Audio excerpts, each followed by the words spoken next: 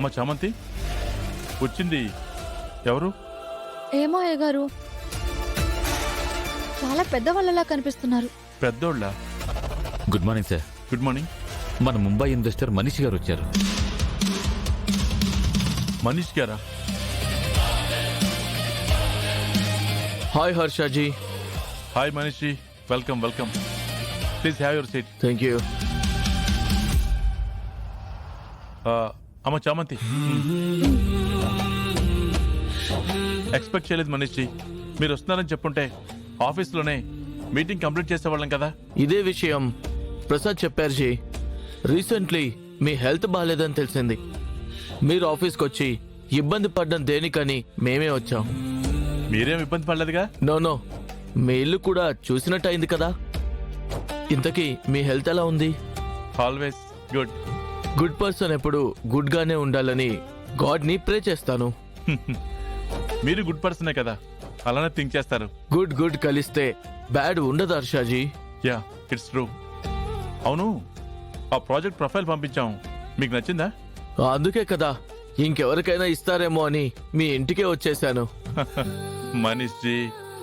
అత్తా, నువ్వు చేస్తున్నావా? అంత పెద్దోళ్ళ చామంతి? ఆ, అలానే కనిపిస్తున్నారత్తా. సరే, నువ్వు స్నాక్స్ తీసుకురా. ఆ.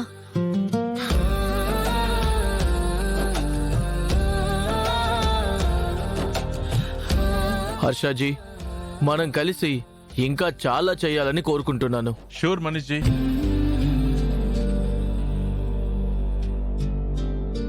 సార్కి ఇవ్వు, తీసుకోండి.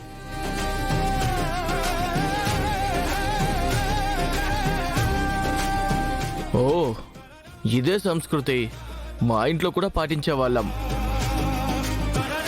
మా మిస్సెస్ వచ్చాక నో ఫారెన్ స్టైల్ అని చెప్పి మొత్తం మార్చేసింది.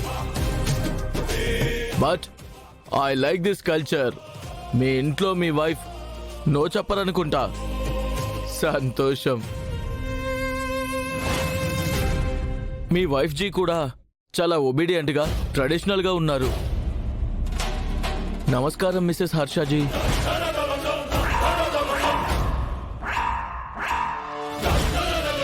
హర్షాజీ, ఐ థింక్ మీది లవ్ మ్యారేజ్ అనుకుంటా.